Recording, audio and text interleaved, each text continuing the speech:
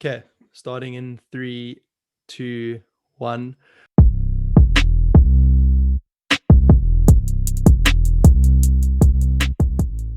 Welcome back, everyone, to another episode of Mindshift with Luca and Jonty. I'm Luca. I'll be hosting the chat for this evening. This evening, I've got a really, really great special guest, a dear friend of mine, Max Linley, on the podcast tonight to chat about his new business and his career. And it's going to be quite a different episode tonight because Max doesn't necessarily have the sort of standard business background as most of the people we have brought on the podcast so far. And yeah, I'm really excited to this because I think because I think we're going to get a much different sort of more of a different perspective and to things and just pick his brain on certain things. So Max, it's great to have you on tonight, man. Yeah, thanks for inviting me on. I'm super keen. So I just thought, like, before we dive into things properly, could you maybe just give like 2 to 5 minutes background about yourself and the qualification that you've got, the degree you got, and just a quick overview of the business and the physio practice you're starting this year? Sure. So I'm a physiotherapist by trade. Studied physio at the University of the Western Cape, which is a 4-year degree. A lot of it involves a lot of clinical work, working at the hospitals and the clinics, the government hospitals and clinics. Not much exposure to sport and that sort of side of physio as people sort of expect physio to be. More like stuff with chest physio, so working with a lot of patients with chest problems, TB patients who have strokes, spinal cord injuries. So I mean, going into it wasn't what I thought physio was, and I'm sure a lot of people listening also don't know that side of physio, because I mean, me being a sportsman, I immediately thought physio was sports and nothing else, and that's why I wanted to go into physio. So it was cool getting exposed to all the rest of that. And then when I graduated, for the health science people, so whether you a physio, doctor, OT, speech therapist, dietitian, whatever you are, you have to do a year community service for the government where you can apply to where you want to go, but you pretty much never get placed there. You get 5 choices, and I got none of my 5 choices. I was sent out to a hospital in Brakpan in Gauteng, in a township called Tsakane, called Polosong Hospital. So I spent my year there, got exposed to a few different things. Obviously had to learn, because being in the Western Cape, I had learned my fair share. I knew I could get by quite well in Afrikaans, could do a treatment session quite well in Afrikaans, and I knew a fair bit of Xhosa, just to get through a treatment. Not very well, but I knew like arm, leg, back, lie on your stomach, lie on your back. And then going to Tsakane, had to learn Zulu and a little bit of Tswana, but my Tswana never really picked up, but had to learn a bit more of Zulu, which was cool to learn, and it got exposed to different things. Had a great bunch of comserves there, which made the process a lot more doable. I think without them, it would have been quite hard, quite lonely, quite hard. But yeah, then came back to Cape Town at the end of that year, and joined into a practice called the Waterfront Physiotherapy Clinic, with my partner, Ken Kabongo. He's an excellent physio. And from there, my main goal is to try find a niche in the market, something that I enjoyed and something that I would find joy out of doing, and helping those type of people. And our practice is a sports practice mainly. It's always been my love. But specifically, I've been trying to streamline my business into more MMA athletes, boxers, kickboxers, Muay Thai athletes, and Jiu Jitsu athletes, mainly because it's so undercatered for in South Africa. It's a growing sport worldwide. It's only going to get bigger in South Africa. And yeah, so that's been my goal this year, is basically to try streamline my business, try find a niche in the market, try specialize in this, understanding what these athletes go through, the different positions, understanding the terminology, doing it myself, I think has been a good thing. But yeah, in a nutshell, that's pretty much my journey so far. Yeah.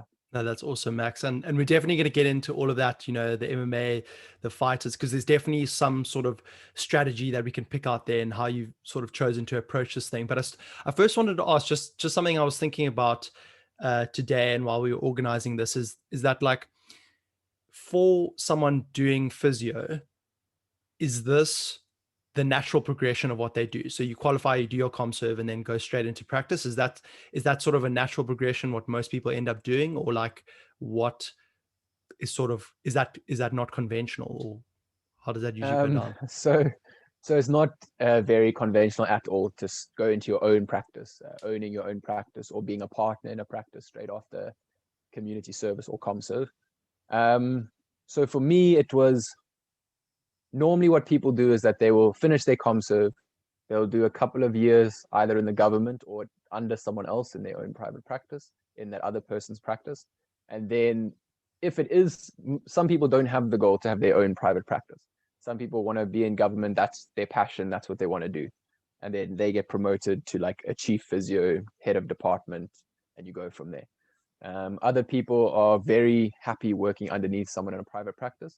But for someone who does want to open up their own private practice, the natural progression would be working a couple of years, gain some experience, and then go into your private practice. But for me, I got quite a good opportunity, a lot of luck involved, but I guess more about creating my own luck rather than just, you know, a lucky draw at the bag. So I was in contact with my partner now, Ken, great physio and a really great guy. He's been a good mentor to me. Very happy to help. Was in contact with him. I actually met him when I did internship at Bishop's. I was the intern physio for 1 or 2 years, and Ken was actually working there under someone else. So that's where I met Ken. We did a lot of strapping. I did a lot of strapping for the players with Ken, and we got to talking. That's how we got to know each other. And then he started his own practice in November 2019. And I was in contact with him at the beginning of my ComServe year, just, you know, keep me in mind if you're looking to expand at the end of the year, basically to work underneath him, not to be a partner, you know, going through the natural progression of things. And I kept in contact throughout the year, asked his opinion on a lot of things. He's a really knowledgeable guy, really good at physio, and really good at managing this practice. He's really is phenomenal. And he contacted me and said in about August, September, contacted me and said, listen, Max, there's an opportunity. Would you like to come in as a partner in the practice? Meaning that he's not going to pay me a salary. I've got to find my own clients, got to find my own niche. But would you like to do that? And basically for me, it was sort of a no-brainer. I was going into a practice that was already established, been given the opportunity to, so I've got the name already of the practice, being at a new practice, only about a year old at the stage I joined. But having that name and having Ken there as the baseline, and then joining that practice was sort of it was a no-brainer. It was a proper gift. But as I said, sort of creating my own luck. Yes, very lucky, but creating that network with a lot of physios around, getting to know Ken, keeping in contact with Ken, and that's sort of how the opportunity came around. Yeah, and I mean, there's also because there's a couple of things. The network that you pointed out is the first biggest thing. Is that already you were sowing seeds already, you know, and that was obviously during studying. While you were studying, you went to do the internship, and you know, you started sowing the seeds, and you knew. Also, another thing that I picked out is that like you knew where you wanted to be. You knew that you wanted to be involved in sports. So obviously, you know, position yourself in sport. You know, expose yourself to what physios do at sport at rugby matches. Similar to what I did is with, you know, I knew I wanted to get experience in financial services and investments and stuff like that, you know, during uni. So what did I do? I went to go and work for, you know, Morningstar or investment company. You put yourself in those environments. You got to put yourself forward. It's the only way you're going to get recognized. Put your hand up, volunteer for things. So like the internship at Bishop's was obviously unpaid. Went to go volunteer my own time, and then creating relationships is sort of up to you. You can go to those volunteer, be an intern, but to create the relationship, that's up to you. That's up to the individual. You can go and strap and leave, or you can go chat some shit with the guys there, like, create a friendship, rather than just being a work person, Yeah. a colleague. Become like a bit closer than that. Like, get your name get them to remember your name. You could have said hi and bye to Ken, and that could have been the end of it. Exactly. And then you could have just not said one thing to him and just strapped and cheers, then I'm out. But we exactly. hit it off quite nicely, and one thing led to another, which was great. Yeah. So I mean, then in making that decision, and not to harp on this before even diving into the practice, but I feel like it'll be quite valuable to dig into this, is like, because this was against convention of what physios normally do, diving straight into becoming a partner in a practice, starting your own thing, not following convention, going against the grain, doing something more entrepreneurial off the bat. Did you always, in terms of your mindset, did you always feel like sort of wired to do that? Or did you have some sort of hesitation before in making that decision? Was it quite a long process? What was the process in that? So for me, I mean, you and me have had conversations about this in the past, but I can be quite harsh on myself. I have a very high standard for myself, which wasn't always the case. So people who knew me at school will laugh at that. They'll say, "No, you didn't. You didn't have a high standard. You, was 6 set maths out of 6, didn't really have a high standard." But now, pretty much since then, it's whatever I do, it sounds extremely harsh, but it's not good enough. So for me, it was sort of a no-brainer to push myself ahead, push myself into deep waters, into a level of uncomfort, or discomfort, sorry. And just to push myself beyond my boundaries, or beyond what I thought was comfortable. And I mean, sorry, I also didn't mention I'm doing my master's in sports and exercise now, and that's also a bit, to do it straight after ComServe is also quite a push. But for me, it's like a no-brainer for me. If I'm going to do it, why not do it? Like, push myself to my limit, and try push myself past that. I mean, I think in the masters, I think I'm the youngest person by a good like 4 or 5 years. So it's really, especially the sports route, it's not necessarily you do it straight after ComServe. So I'm all about pushing the limits, and I think it stems from me being so harsh on myself, which isn't necessarily a good thing. I'm not saying it's a good thing, because no matter what happens, it's not necessarily good enough. So even if I do well, it's not. So for me, it was very natural for that to be the push. It didn't take a lot of deliberation. Obviously, I spoke to my parents, spoke to my girlfriend, and but for me, my mind was pretty much made up when Ken gave me the opportunity. Yeah. But spoke to the right people just to, make sure. But for me, my mind was made up. Yeah, of course. I mean, you got to consult your immediate circle and have a think about something like this. And you obviously did weigh up the risks. And I mean, it's so interesting. I mean, we've talked about this in the past, like you said, being harsh on yourself, and that's been such a big theme for me this year. And it's something I do really want to talk about, is like putting unnecessary pressure on yourself. It's such a balance, because you have to find the middle ground. If you put too much pressure, you'll beat yourself down, and are too harsh on yourself, you'll beat yourself down into submission. On the other hand, if you don't put enough pressure and aren't harsh enough, are not harsh on yourself at all, then you'll sit and watch Netflix the whole weekend. So it is finding that balance. For me,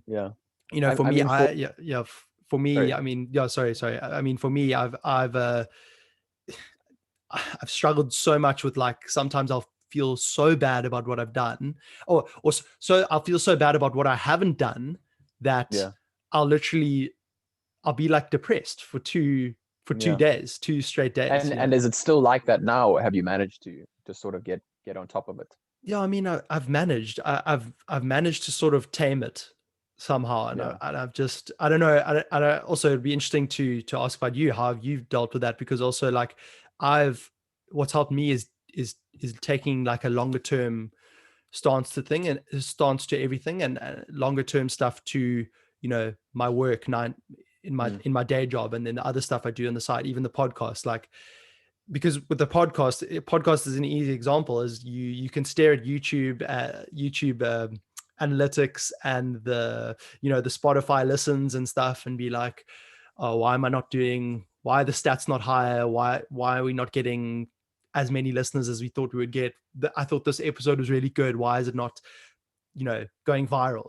But it's like, this stuff takes time, and like when you elongate your time horizon, everything smooths out. That I read this a while ago. Matthew McConaughey's new book, he said when he became less impressed, more involved, the world like just equalized, and everything came. And I felt like that when I sort of elongated my time horizon. I was like, okay, today I don't have to get everything done today. I can, but still, it's a great way to think about it. You know what I mean? You know what I mean? So how have you then dealt with that, Max? Because it can be such a hindrance if you don't tame it in. I mean, for me, it was, I mean, my mom and dad will attest that it's been a thing for, not necessarily with academics, but for sport since I was like 11. Yeah, for sure. I remember coming off the rugby field, and my team had won by about 40 points or so, but I felt I had played badly.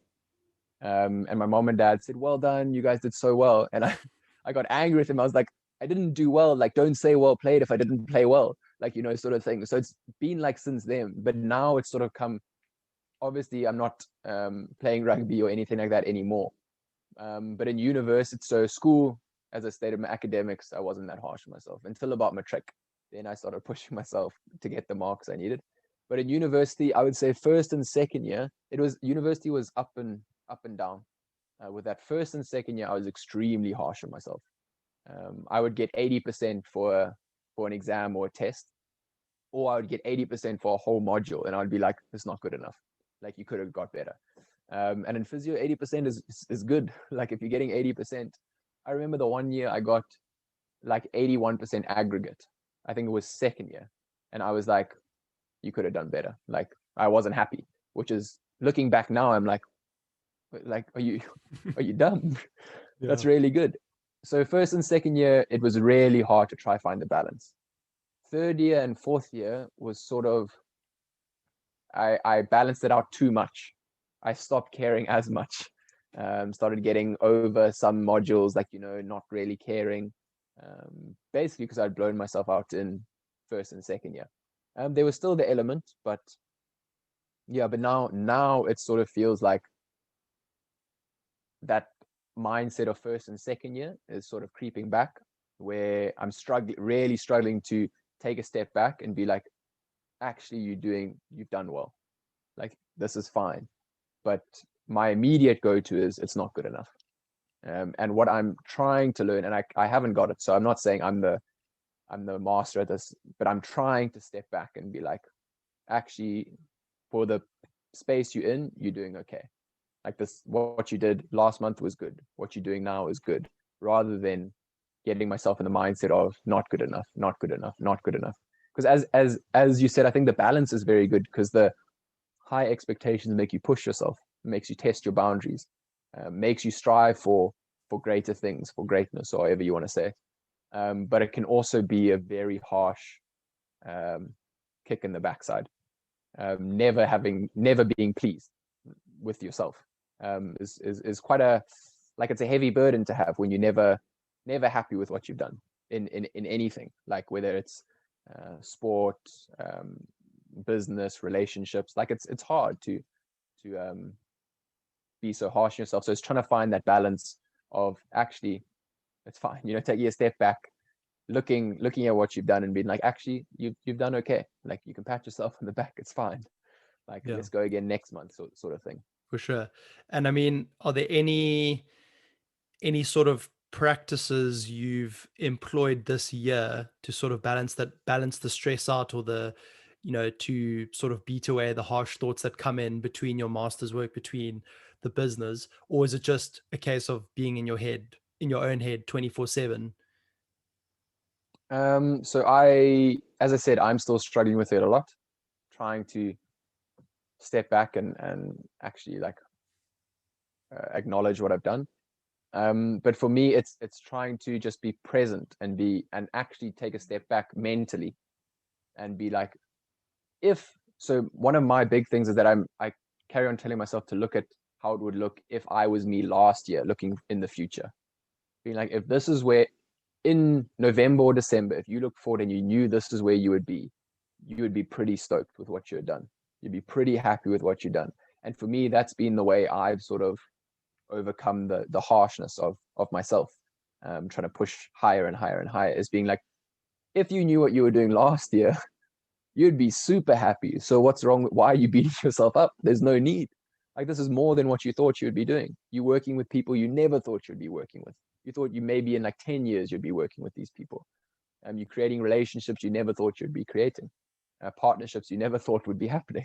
So you're doing things you never thought you would be doing. So for me, that's been the way I've done it. It's not, it might not be a way to work for everyone, but for me, putting myself in my past Max's shoes and looking forward, that's been like a game changer. It really has, and it's helped. And as I said, it's still a work in progress, still trying to get my mindset in the right place, but that's probably been the best thing that's helped. Max, I think it's the type A personality in me speaking, but I'll do you one better. No, I'm joking. I mean, but I mean, just to like echo that quote and over exaggerate that point, is that I've done exactly the same. It's so funny, but what I do, and how's this for you to think about maybe, is I go back 10 years, right? Sure. So Always have to one up me. no, no, that's why I said I'm joking. That's why I did say I'm joking. No, but I mean, it's just funny because we've basically done the exact same sort of, it's in principle the exact same thing. But like, I mean, just to over exaggerate to myself and really make the point hit home is it's like, yeah, last year, I mean, last year I'm definitely further along than I was last year. I mean, last year, this time was like, I was all over the place, fumbling around every evening, every day, trying to figure out where my place in the world is and just beating myself down with pressure. But then I'm like, okay, well, wait, go back 10 years. Now we're going back to 2011. We were in grade 9, like 15 years old. We hadn't even like hit puberty properly yet. In Miss Schlemann's English class. Yeah, exactly. And running around high school and just not having a clue what the world's all about, like trying to talk to girls for the first time, all of that sort of stuff. Like, I was a late bloomer. Join the club. But like, it's just like those sorts of exercise, even 5 years, like go back 5 years, you were clueless. I was clueless. You know what I mean? So that's it's been really helpful. And it's a great sort of practice to do. I mean, putting it like that to look even further. I mean, yes. I mean, if 5 years ago Max looked now, it would really help. Yeah, because then because then think the progression you can make in the next 10 years, in the next 5 years. And I think that's when the light bulb begins to glow, and like that's when oh wow, like okay, just and then that comes in with patience and just because I mean, you like for you, I mean, you 4 months into this year, you just finished ComServe on the 31st of December 2020, and you've just started this journey into starting your own business. And I mean, the burning question for me is that for you is that for you coming from never studied a business, like never studied business as your degree or your background, what's been your biggest learning so far in this year? And maybe couple that with like a mistake you've made or micro failure. Like I don't know if you've had a major failure already this year in starting the business, but I mean, lessons coupled with mistakes that you've made and how you're learning as you go. I mean, so as I said right at the beginning, I've been very lucky that I've had a mentor in Ken, that he's been doing it for a year, and he's got a very good business brain. He's a physio by trade, but he's very clued up when it comes to numbers, money, and the business side of things. So I've been very lucky to have him. And he's sort of like the practice manager, but things that I've really struggled to understand. And I'm still learning, because I'm not a business guy. Didn't study business. I mean, I studied physio, and I didn't take economics or accounting or anything in school. It's the last thing I would take. But it's like little things like keeping your overheads low, like little things like that I did not understand, and I still struggle to grab the concept because my brain struggles to work like that. But it's little things like that, just, and Ken being there to explain, okay, this is why we can only order this much this month, and then next month we will order this much, and because of this many clients we got to do this thing. Has really helped, and it's really helped just to like grow my knowledge of sort of the business world, with sort of a trampoline underneath, that if I mess up, Ken won't let it mess up. He'll sort of save it, like so I've been able to learn with the sort of safety trampoline underneath. So if I fall, it's fine, Ken's there and he's going to fix it. sort of thing, and he teaches me as he's going. As I said, he's been amazing in this whole process. That's great. And I mean, it's probably then, I mean, do you think then this all would actually be possible if you were by yourself? I mean, probably could, but you'd probably be facing way more challenges right now, right? Yeah, I mean, it would be a lot harder, because I would have gone straight by myself. I wouldn't have learned things that you don't learn in your degree, and you don't learn doing comserves. Simple things like invoicing, like creating a booking system, which is like creating a booking system is quite easy. But I would have to try figure that out by myself. Invoicing for medical professions can be quite hard, because you got to use the correct codes, especially if you're claiming for medical aid. So they're called ICD-10 codes. You got to use the correct codes, correct codes for correct conditions. So things like that, trying to teach myself and trying to teach you. We use a software to create our invoices that healthcare professionals can use. Trying to learn how to use that software would be super hard by myself. I would have had to have contacted another physio and been like, please, can you just explain how this works? Whereas as I've had someone who knows how to use it. He was in private practice before starting his own practice, so he's got experience being in private. He knows how the system works, and he's been able to slot me in quite easily and quite stress-free into the whole process. And as I said, he's great at handling that stuff. And if I mess up, he's like the safety trampoline underneath. Like I can't fall too far. Yeah. Because he corrects it. He puts me on the right path again, which has been amazing. And I guess this is why the convention is in place, where physios do join force or join underneath another physio in their practice, and they work their way up. So I mean, because I'm interested then, what with the structure of your sort of your practice, and obviously you've got your 50% profit share, but it's also, I mean, also maybe this was me just having a wrong assumption, is that like you and Ken aren't really running a practice together, right? You're not like, even though you do have separate patients, sort of like you have your own patients that come to you, but you sort of are a team, and you do run this business together, right? Yeah. So we make business decisions together. Any partnership we have is, we talk it out. What are the pros, cons of this partnership? Why we would want this partnership? We talk about what simple things like what consumables we're going to use or order this month. But we very much are a team, and we run it together. We both have the same say. If he wants to do something and I'm absolutely against it, he won't go ahead. If I say something and he's absolutely against it, I won't go ahead. So we've worked quite well with that. The communication is very good between us. Yeah. And I mean, what have you learned about sort of working in a partnership like that, and sort of what's been the biggest takeaway for you so far from finding a partner?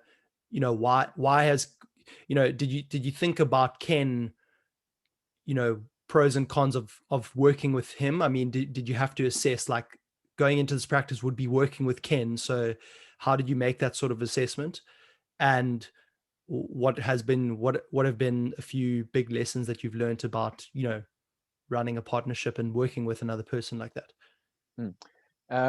So I think there are two main goals, or key factors. Sorry, I shouldn't say goals. For me right now, the two key factors I've had for a partnership has been trust and communication. So say obviously I can't disclose the exact arrangements of our partnership, but so whoever handles the finance and the paying out of certain people, both of us have to trust that person to do it correctly. If say if Ken's the one who pays it out and I don't trust him, then every time I get money into my account, I'm going to go check and I'm like, oh, I don't really trust that Ken's paying me the right amount of money. He's trying to shortchange me, trying to take a bit more to himself, and vice versa. If I was paying out and Ken didn't trust me, it creates a lot of stress and a lot of tension in the relationship. I think another golden key would be you have to have communication with your partner, especially in the business we run. We are constantly on WhatsApp, chatting, sending voice notes, sending ideas, talking about time slots. If there's clashes, we sort it out very quickly within one another. And I think that's been probably the biggest thing, is that we both, at the beginning, we said communication is going to be key. If we don't communicate, this isn't going to work. And I think from that, because of the communication, it's allowed it to work so well. And sorry, what was the other question you asked? No, I mean, that's great. That basically does cover off the lessons. Okay. I mean, any tangible, basically what I was asking is any like tangible lessons that have come out of, I don't know, meetings you've had with your sort of like, I don't know, nuggets that you picked up. I mean, and I would say I wouldn't say challenge, but I guess one of the challenges that you can face, or that you sort of faced in the partnership, is that once again, it's for business people, it's probably a little bit boring, but say if I want to order a specific piece of equipment and Ken doesn't, I can't be like, well, stuff you, I'm going to go order it. If you're in a partnership, because we're both paying for that at the end of the day.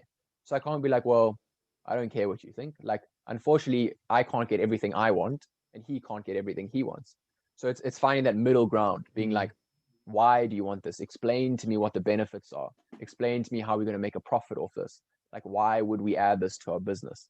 And then for me, it would be, say if I'm wanting something, then it would be like, why wouldn't you want this? Like, what are the disadvantages of having this? And then having that conversation, and maybe being disappointed by the outcome, maybe not getting the thing you wanted, or ordering the thing you wanted, or getting the partnership that you wanted. But it's, yeah, so I guess one of the big things is that in a partnership, you are going to be disappointed, not necessarily by the other person, but with the partnership, you can't always get what you want. Yeah. Because there's another person to consider. Yeah, I mean, because there has to be a certain level of give and take, compromise. And it sounds like, I mean, you guys are definitely on the right track to getting to the optimal sort of relationship, call it that. Because I mean, you guys trust each other implicitly, like from what it sounds like. You compromise, and you have a very high level of discourse regularly, where you are constantly communicating. I mean, the exact opposite of all of those would probably lead to a very bad partnership. It would be a perfect recipe. And a very quick partnership. Yeah, exactly. I don't think it would last very long. Exactly. So I mean, that's great. It's great stuff. And I mean, it's also, it's applicable to anyone, not just if you're starting your physio practice, but I mean, for any partnership you're going into, whether you're trying to find investors, co-founders for your startup or whatever. It's great. It's great advice. And I mean, and I picked up on something there when you were saying you said you and Ken discuss ideas. Obviously, I'm not asking you to disclose your biggest biggest secrets of the business, but I mean, what sort of ideas would you be sharing, and sort of stuff that you'd be discussing about, besides like operational stuff? Because I mean, one would think on the face of it, and this is probably just me and everyone else who's naive and doesn't really understand what the inner workings of a physio practice, or a sort of medical business that works like yours, is that you see patients, Ken sees his patients, and then you go home at the end of the day. But I mean, what other ideas would you need to be discussing?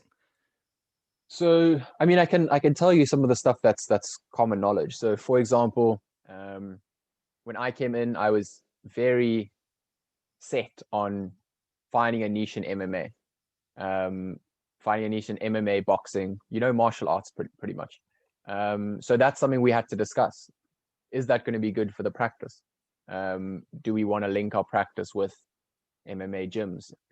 If gyms, which gyms are we going to choose? So these are the partnerships you're talking about. So we were talking about partnerships with certain gyms. So we have a partnership with a great gym called PFA, Pride Fight Academy. We do a lot of physio for their athletes there. We also have a partnership with Renzo Gracie Jiu Jitsu, an awesome Jiu Jitsu gym. Great athletes come out of there. Both are exceptional gyms, but we had to weigh up and we had to discuss the pros and cons of having each gym.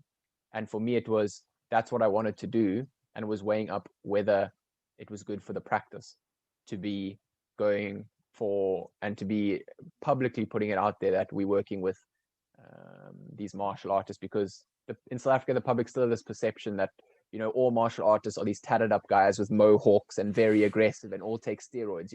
So it's like it's trying to change that perception as well, and that is slowly changing in South Africa. But those are sort of the things we had to discuss. Was sort of, will this work? Will this not work?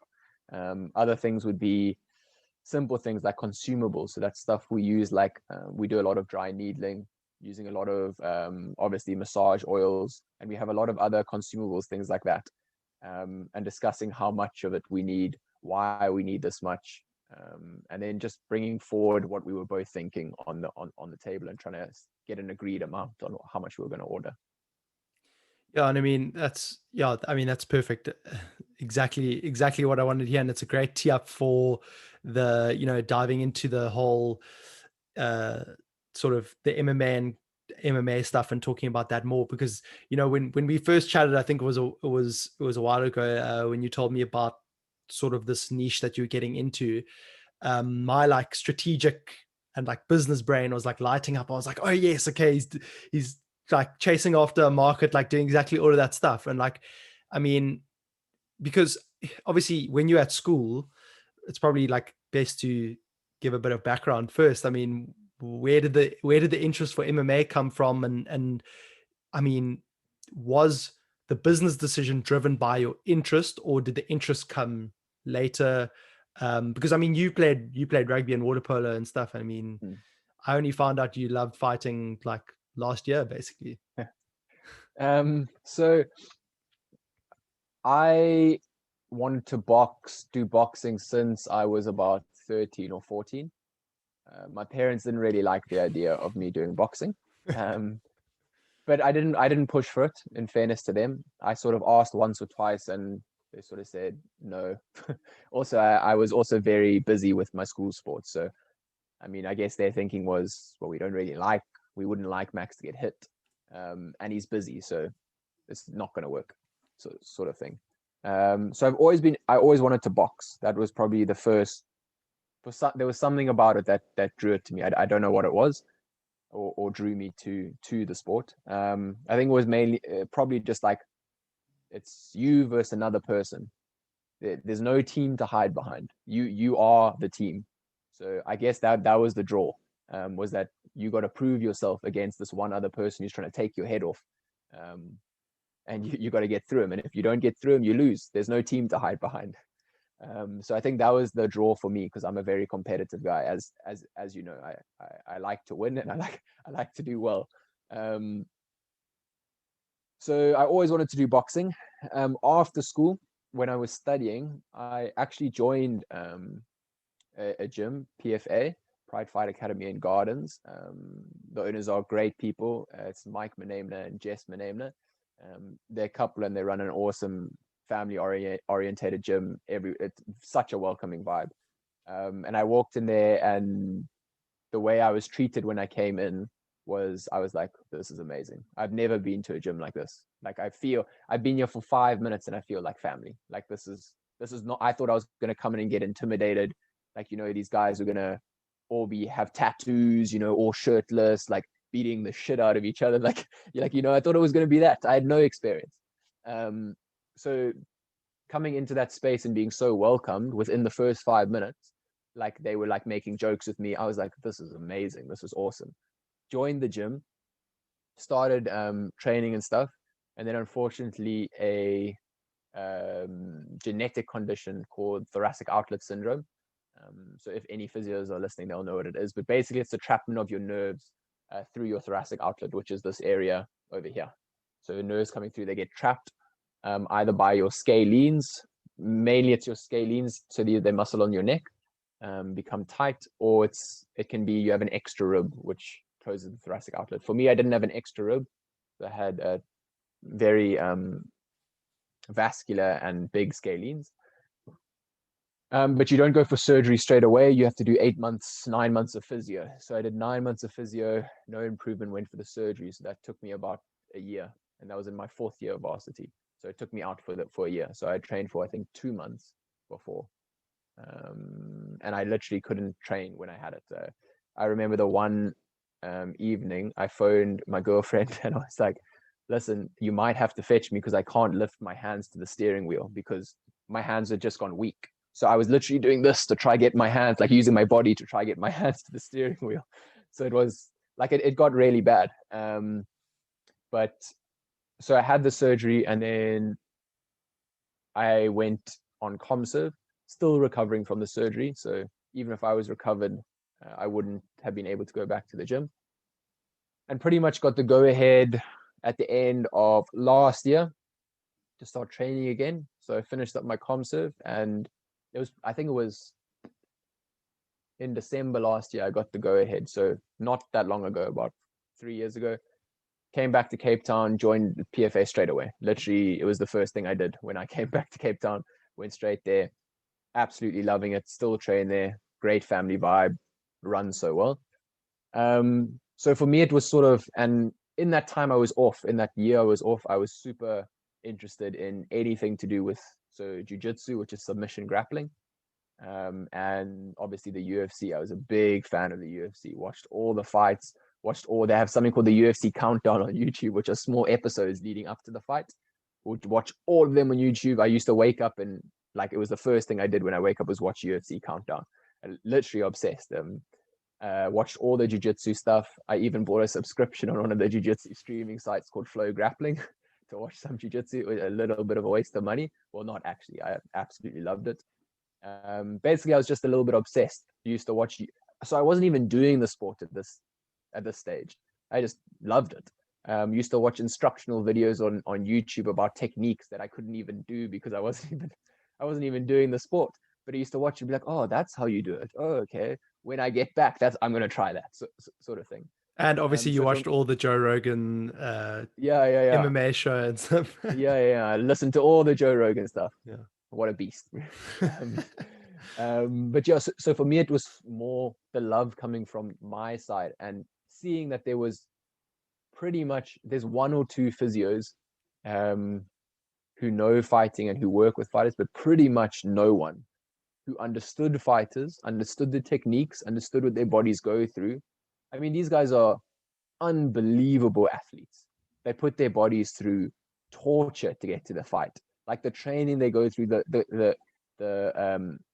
like the strikes they take, the weight cut in itself is hectic. To just so they can get punched in the face on a night. Like these guys are phenomenal athletes. The things they put their body through and the things that their body can do. And physios don't understand this. They don't understand that if you tell a fighter 2 weeks off, they're going to be like, no, I'm not going to take, like, you got to find a way to sort of work around their injuries. And also understanding, for me, the big thing was that a lot of physios don't understand when fighters tell them things. So for example, we'll use very simple terms. So in jiu-jitsu, if someone came to you and was like, yeah, I injured my knee, I was in someone's closed guard and I try to get out doing this, this, and this. If you don't know jiu-jitsu, you don't even know what closed guard is. You don't even know the positions they were playing. And that's like a basic position jiu-jitsu. Then you get into more complicated things like maybe X guard or De La Hiva, and you have no clue what that is. Most physios will really not know what that is. And most people won't know what that is. So understanding the sport, I was like, this is a niche for me. It's something that I enjoy. And if I get involved, because I also do it, I'm just going to carry on learning more and more and more about the movement of the body in the sport. So it was sort of like a natural draw to me there's no one who does it. I want to be like a specialized in that field of martial arts and combat fighting. Yeah, and I mean, if you zoom out a bit as well, I mean, I'm just thinking, like we were saying earlier, and like we've talked about before, is that, you know, the MMA market is still pretty small and dormant relatively in South Africa, and obviously with the UFC being massive overseas, maybe that's going to be like an incoming wave. So you've sort of positioned yourself early um, into an industry in a region that's, you know, you like you've got on your surfboard and you paddling and the wave is coming. You know what I mean? Yeah. So that I mean, sorry to interrupt you, but like no, don't worry. at the moment, there's 3 African champs in the UFC. Like Africa's rising, African MMA is rising. There's Israel Adesanya, Kamaru Usman, and Francis Ngannou. All African, 2 Nigerians and 1 Cameroonian. I Also, know all Francis African. Ngannou, that guy, Yeah, the dude's absolute a monster. beast. Eh? He's a Did you see his beast. last fight against Stipe? No, I haven't. I don't. Ooh, I need to watch more, Max. You're getting me in no, more into it and stuff. just gets me excited just thinking about the knocked him out so badly. But I watched him on But Joe Rogan. He's a monster of a human. That yeah, guy. but he's a sweet guy, huh? Very soft Yeah, spoken, eh? yeah. He's like a Completely. gentle giant. But yeah, so like Africa's coming up. There's this whole wave of MMA in Africa, and because of these African champs, there's in Nigeria and in Cameroon, where these guys are from, where you get these genetic freak athletes. It's just waiting to happen in 5 years, where these guys, it's going to explode. And in South Africa, it's growing and growing with more attention, more people casually watching the UFC. It's only going to lead to more people trying out the martial art. I mean, we have phenomenal athletes in South Africa. With phenomenal people who play rugby, they don't make it in rugby, and they're like, oh, that's it. Whereas there's this whole other pathway where these athletic guys can go. And they say, let's take rugby, for example, you're already doing combat. Yes, you're not getting punched in the face, which is completely different. But it's like if you're already a great athlete, and we have so many of them, soccer players, rugby players, hockey players, girls and guys, it's like a wave, as you said, a wave waiting to happen. I mean, the women athletes at the moment in South Africa are phenomenal. So it's just going to get better and better and better. Yeah, and I mean, it sort of reminds me of the whole CrossFit wave where it was like 2014 to 2017. Hey, like where you almost create this brand CrossFit, and I'm thinking now parallel to UFC, where there's this sport that's created through a brand, CrossFit, that like the whole entry into it is global, and it's a whole community. And because, you know, I mean, my like honors lecturer, accounting lecturer on the side, like he was training for CrossFit and he was submitting his workouts and stuff to the actual CrossFit to try and go to the games. You know what I mean? So with these, and I think it's almost like, I don't know about you, Max, like this is an interesting sort of debate to have. I haven't really voiced these thoughts, but it's obviously I've watched all the CrossFit documentaries and seen how it's been, and like sort of the same thing with UFC. These new sort of sports, I say new, it's obviously Jiu Jitsu is one of the oldest forms of combat, but I'm saying these new forms of sports, the format, where these brands, they're becoming brands and they're going global. It's almost like a new way of things, how things are being done. And with that, they like being commoditized. So like you're saying, Africa's on the rise. You know, maybe there's going to be, and as those superstars come up, more people follow the superstars. Like you see people following Cristiano Ronaldo or Tom Brady or, you know, those sorts of equivalents. And then more people get drawn to the sport. So, Yeah. I mean, you know, I guess that's a weird way of sort of putting that, if that makes any sense to you. So I mean, so the UFC is a promotion. So in the UFC, they fight MMA. So for someone who doesn't follow any sort of UFC, which I would assume would be quite a lot of people, the UFC is like the gold standard of MMA. It's like up here, it sets the bar. And then underneath you have all these secondary promotions. But everyone's gold standard. Everyone wants to get to the top. They want to get to the UFC. I don't know someone who said, I never want to fight in the UFC.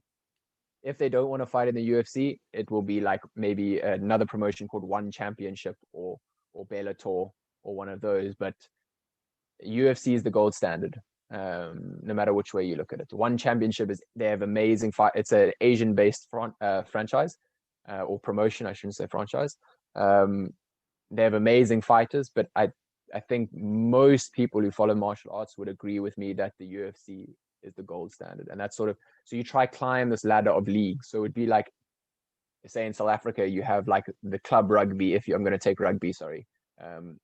Club rugby, then you move on to like provincial, like the local tournaments like Curry Cup. Is it still called Curry Cup? I think it's called like the Vodacom. Then you go Curry Cup, then Super 14, and then from Super 14 you play for the Springboks, and then when you play for the Springboks for a long time, you go to the World Cup. So World Cup's like the UFC. It's like the ultimate goal for so many fighters, and I think, as I said, I think most people would agree with me that that is the ultimate. That's the highest level of talent there is. So that's sort of how it works. It's not necessarily the same as CrossFit, where CrossFit is the sport. Yeah. So CrossFit is the sport itself, whereas UFC is MMA, and it's a promotion. There's thousands of promotions across the world, like lots of little ones. Like we have our own in South Africa. The main one is the EFC. And people who go from the EFC, they try get into the UFC. Pretty much that's how it works. Okay. Yeah. Okay, well then I apologize for actually completely botching that sort of comparison, because obviously the sport is MMA, but the UFC is almost like, like you say, a promotion of the sport, and people fight under the label basically. But I still think it's still, I still think it sort of applies with the brand of the UFC, the brand of CrossFit, how that's coming up, and I guess now you're positioning yourself in that realm to get on that next wave. So then, I mean, tell the story then of how you got into the MMA gyms, and like what did you do to get into the MMA gyms, and you have a few patients who are fighters now, and how's that helping the practice? So, as I said, always a goal for me to get involved with the MMA fighters. I mean, I'm lucky enough that I trained at PFA. So I knew Mike, I knew Jess, I knew a lot of the guys there. So for me, PFA was, I guess it was more easy to get in because they knew me, I knew them. They trusted me. It wasn't like some random coming being like, listen, I can look after your guys. Like they knew me. And we had like a mutual trust of each other. I know they weren't going to do anything bad to me. They know I'm not going to do anything bad to them. So for that, it was quite easy. For the other gym I work at, obviously I don't train there. It's an amazing gym as well. If anyone is solely in for Jiu Jitsu, it's Renzo Gracie Academy. So PFA is located in Gardens on Rueda Heck Street. If anyone wants to do, so they offer so I'm doing a little shout out for both gyms. If anyone wants to do any jiu-jitsu, Muay Thai, which is pretty much kickboxing, boxing, wrestling, I'm going to have left something out, but PFA offers all of those, and MMA as well.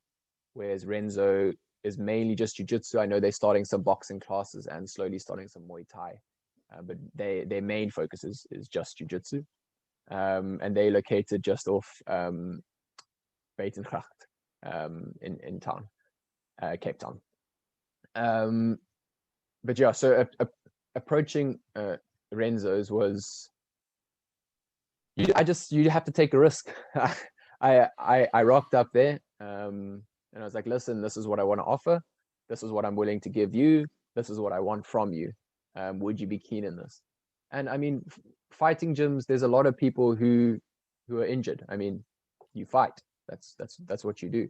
Or jiu-jitsu gyms, you literally are trying to submit someone, trying to put them in arm locks, leg locks, chokes. Like people get injured. It's very easy to get injured in the sport that we do. So for them, it was quite a quick consultation. They were interested in what I was offering. I was obviously interested to work with them. And we sort of discussed terms very briefly and agreed on some terms, and we went through. So to be honest, I had it quite easy both ways. It wasn't like a difficult process. I mean, we gave them a business proposal, just to make it a little bit more formal. Like, this is what we're going to offer. This is what we expect from you and your athletes if we help them, and vice versa. And then yeah, we sort of went from there. We also have a partnership with a dance studio, and that was through a connection of Ken's. Actually, he knows the owner. So all of our partnerships have been quite. People have been, because physios don't normally go out and put themselves out in the world. People have been very receptive of us. We haven't had to fight for these partnerships. Like, there hasn't have to be a go back and forth, because what we offer is very, very good. Like, if I was a owner of a gym or a dance studio or whatever else, and physios came to me and were like, we're going to offer you this, and this is what we want in return. I mean, me personally, I'd be like, okay, that's amazing. So what we're offering, we're trying to give a service to people at like a good service, and not ridiculous sort of things that we're asking in return. We're not trying to ask for loads in return. We just want a simple few things, and it's good. So our partnerships have sort of come quite easily and quite naturally. Yeah. I mean, like, what I guess, like, what I'm getting at then is that these are like exclusive partnerships that, your physio practice is, how does that work? Is it like the fighting gym, if one of their fighters are injured, they automatically get referred to you? I mean, can they go to another practice? Or can they go like, or do they have, you know what I mean? Yeah, no, that's a really good question. So no, there's no, you have to come to us. For us, that's not the way we want to do things. Of course. We don't want someone to feel like they're trapped, and because they go to this gym, they need to come to us, otherwise they're going to get in trouble. So if they have other physios who they've worked with or that they enjoy, we say go to those physios. But then the thing that's so attractive about what we offer is that what we offer is really, really good for what we ask in return. So we do get a lot of patients or clients from the gyms, just because of what we offer. We're very transparent and open with what we offer the members, and what we want in return. And I think people appreciate that transparency, and it's very easy. And I mean, so then what do you offer versus any other physio, for example? Like, what are the specific things that would be your differentiator versus other physio practices for an MMA fighter? Both myself and Ken are physios who say, for the martial art, we know what we're talking about. We know what you're talking about. We know what you have to do. We know that you're going to weight cut for this fight. We know that when you weight cut, more injuries are going to happen. Like, we know all of these things, and we know how to manage these injuries, and we know what your training regime is. We're not a physio is just, coming to make more money at the gym. Like, we are truly interested in the sport, and in you, and we want to get you to that fight, and we want you to win that fight. Yeah. Like, we truly do. We had athletes competing in amateur MMA championships last weekend, and I watched every fight, and it was like, they needed to win. Like, I was so happy when they won, all of them, which was just amazing. And those who didn't win, it was like, I really felt it. Like, I really wanted everyone to do as well as possible. So we properly invested in those athletes, which I don't think a lot of people get from other physios. Other physios are just there to do their job and go home. Of course.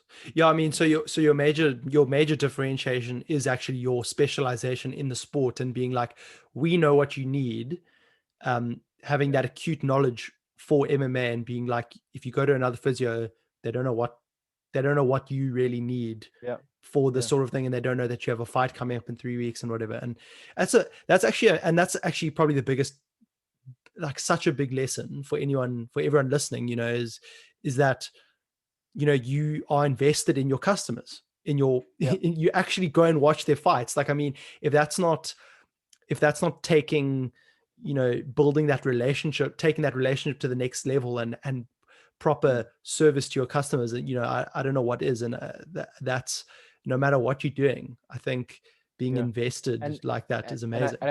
I think that's something you just got to have. You got to want to be involved. You can't be like, oh, I'm going to go to their fight because, like, he's my client. It's got to be Like, authentic, for me, it's right? like, yeah, like I legit, I mean, it was my brother's wedding on Saturday, and one of my athletes was fighting on Saturday, and I snuck out of we were having, like, all the groomsmen were there, like, chilling, and I snuck out to go watch the fight because I really wanted to watch the fight. I think there were 2 fights on that Saturday that I quickly snuck out to go watch the fight. Like, I truly, truly, truly wanted to watch those fights. I wasn't just putting on a show to be like, oh, I sort of have to watch just so I can make some comments to my client. We won't let like your brother know that you missed his wedding for No, I didn't miss the actual wedding. No. I didn't miss. It was just the time before.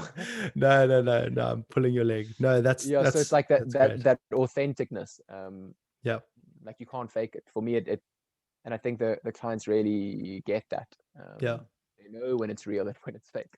Exactly. No, exactly. Yeah. Exactly. I mean, it's all about building a business, all about your customer. And that's what it comes down to.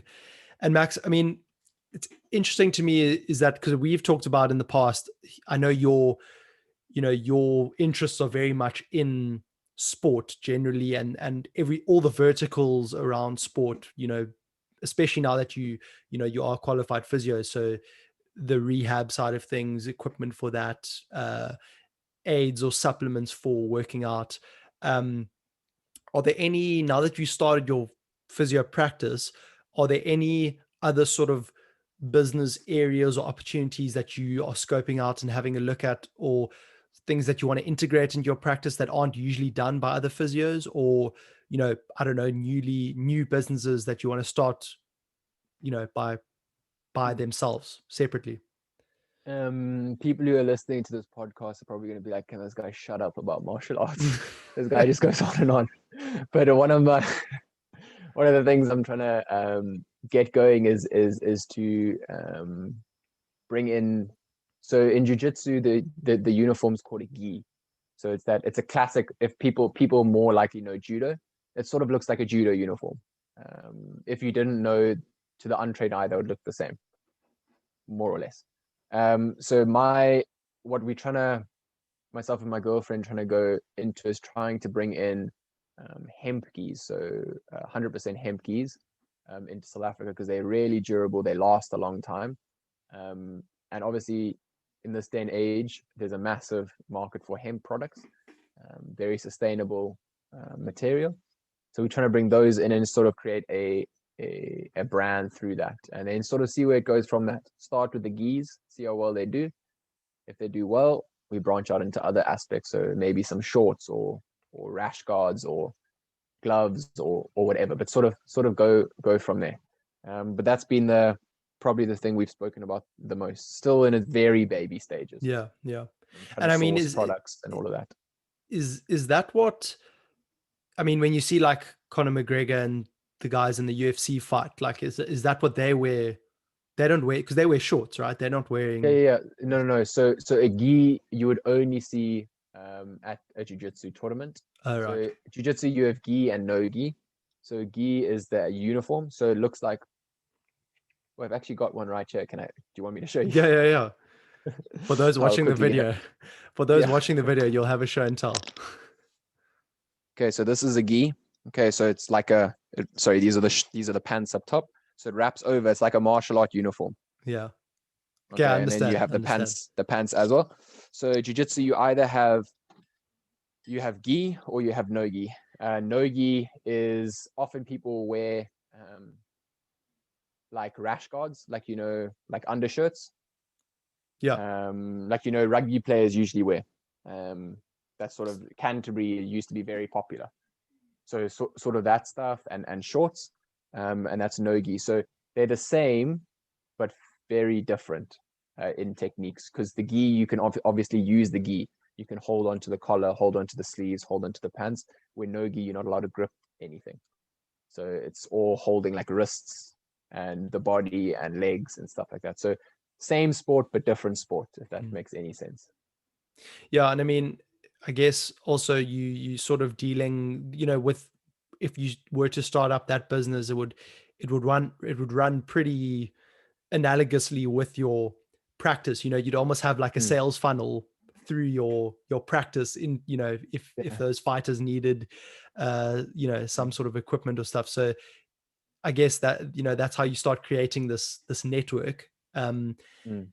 And I mean, what other like products um would like MMA fighters use aside from like actual fighting gear? Are there like, I don't know, is there other Um, stuff that you can go well, into, or? mainly it would be fighting gear. Um, so there's a lot of different gloves. So you have Muay Thai gloves, boxing gloves, and then you have MMA grappling gloves. So you have MMA fight gloves, which are 4-ounce gloves, sometimes even less. But those are like the classic ones you see on the UFC, with the fingers and everything. Yeah, yeah, yeah. Then you get MMA grappling gloves or sparring gloves, which are, you still have fingers, but you have an extra padding on top, so to do less damage to your sparring partner. Then you also have like shin guards, where it covers the shin and the foot for like kicks, so it doesn't hurt as much.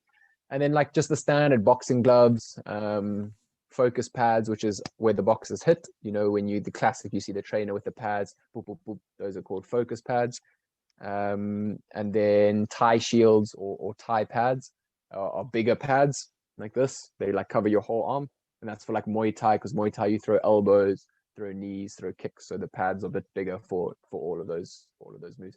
But outside of that, I mean, obviously it's a sport, so there'll be supplements will play a big role. Nutrition plays a big role. So anything like that, like I know there's a guy at the gym who does a food prep service, for some of the fighters and some of his clients at the gym.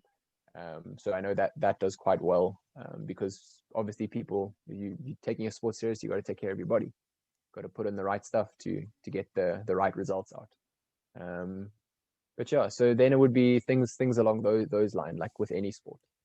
Yeah, and I mean that's actually a great service. I always thought about that, like when we used to watch the bodybuilder videos and stuff, like when we had our phase of bodybuilding and watching like Steve Cook and all those guys that Yeah, like they always used to get their meals and stuff. yeah, I think that's, as a business, I think that's a really good like yeah, service to do, because it's convenient for the customers. They, no one wants to spend hours and hours and hours meal prepping. There yeah, are better things to do.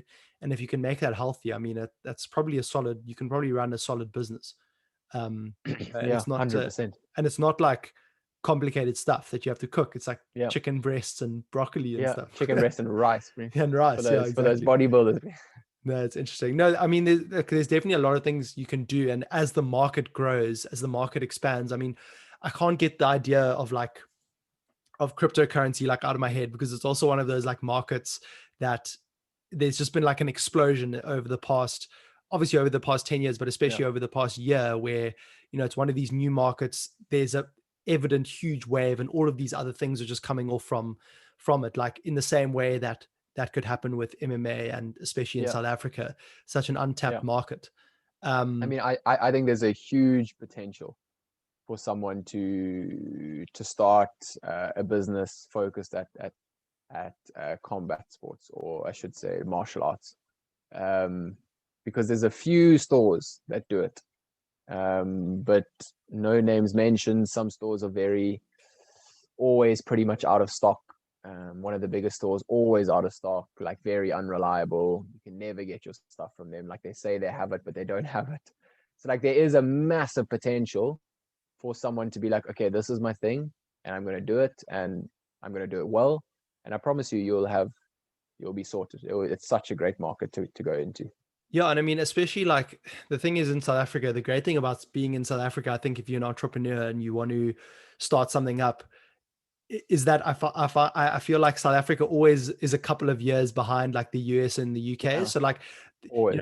there's this idea, and I think it is very true, is that like ideas, obviously ideas are plenty, that it doesn't necessarily come down to having a unique or new or being the first in an idea to have a successful business. It comes down to your execution. So I think if someone were to pursue something like a direct to consumer, I don't know, MMA specific supplement brand, like Yeah. pea protein brand, I don't know, like especially in South Africa, leveraging e-commerce, the internet, as people move online more, COVID's accelerating all of that stuff. So there's all of these factors playing into that.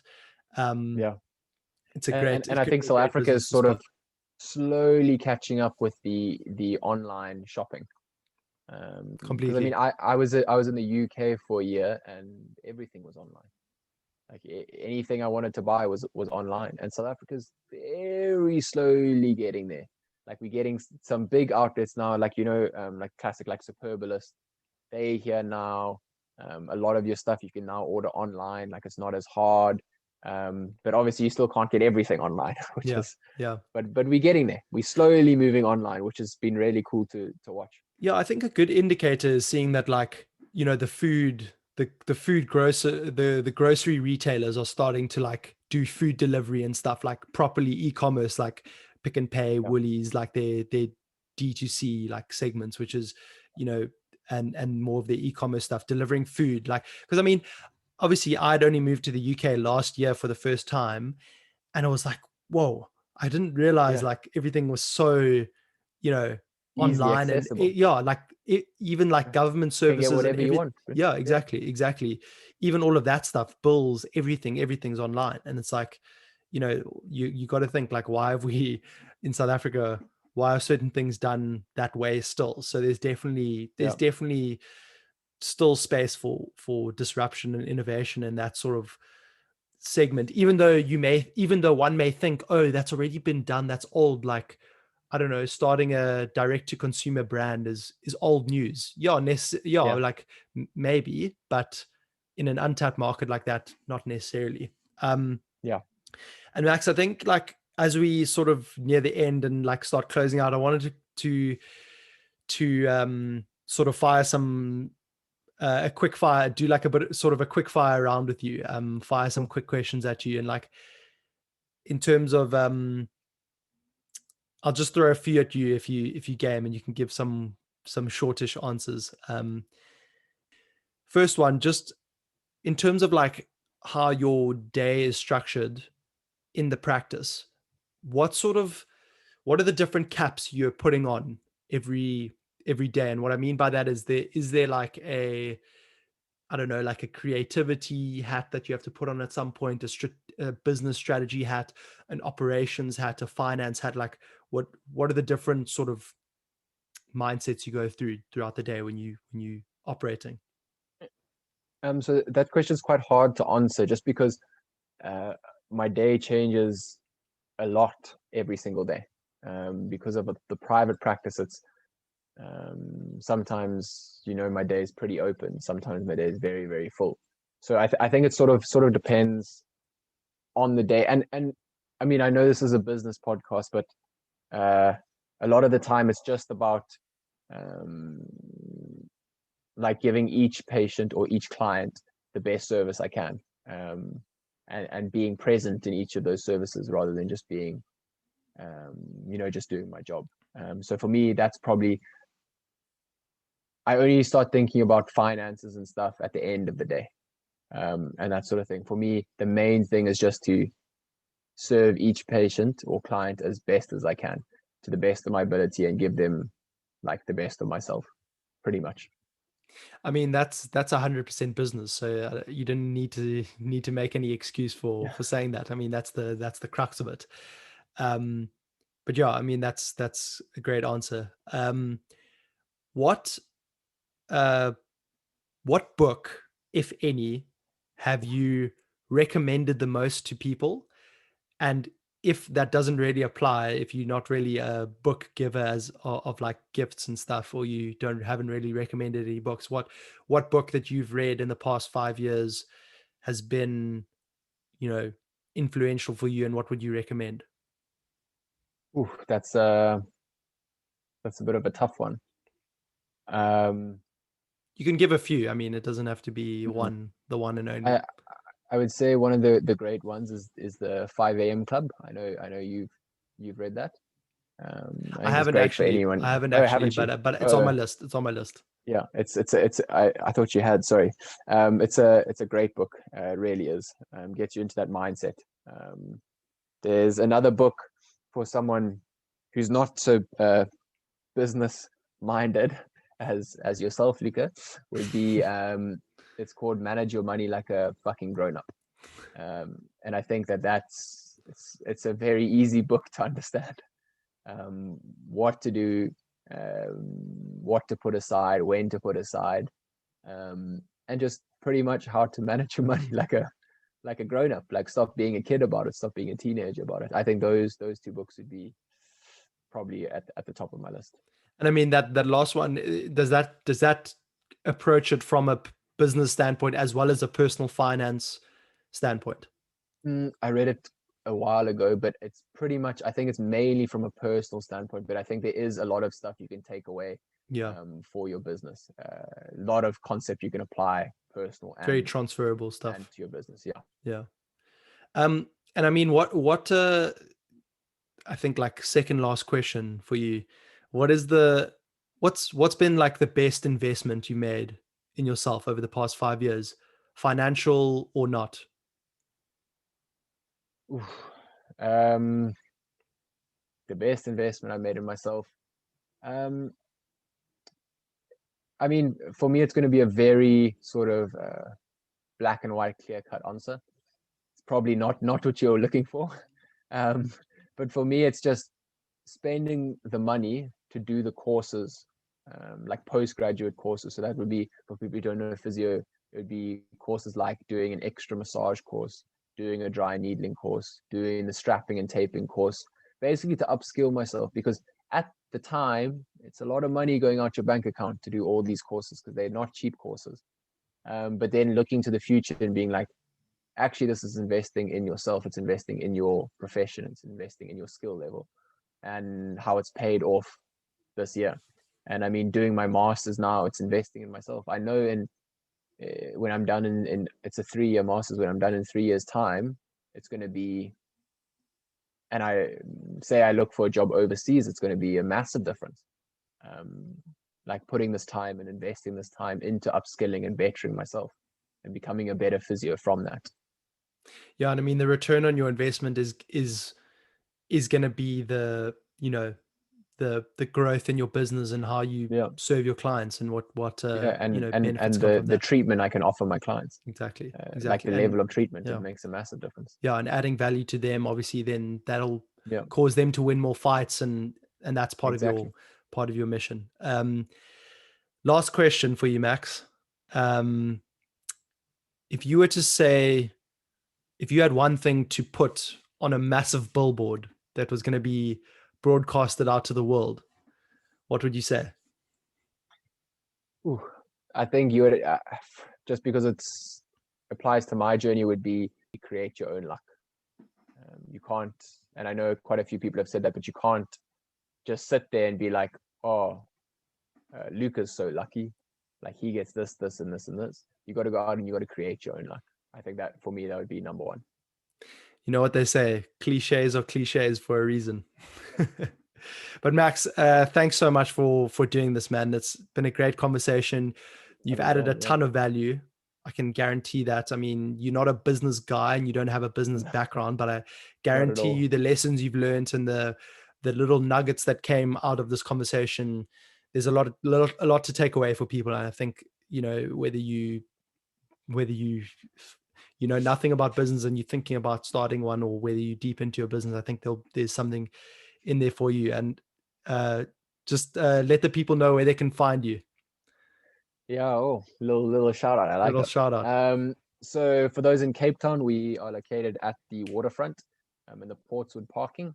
So that's the parking for those that know the Waterfront, sort of where the scratch patch is. We're located in a gym called the Functional Performance Lab. You can also find us on our website, which is www.waterfrontphysiotherapyclinic.com.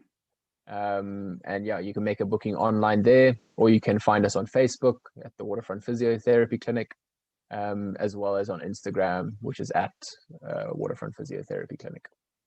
And I'm going to tag Max's socials below as well, so you can DM him about how to fix your sore leg with the physio treatment. I'll get anyone said because yeah. But Max, thanks so much for doing this, man. I really appreciate it. And I'm really looking forward to seeing how the business progresses from here. And we'll do this again on the other side of it and see how things are progressing.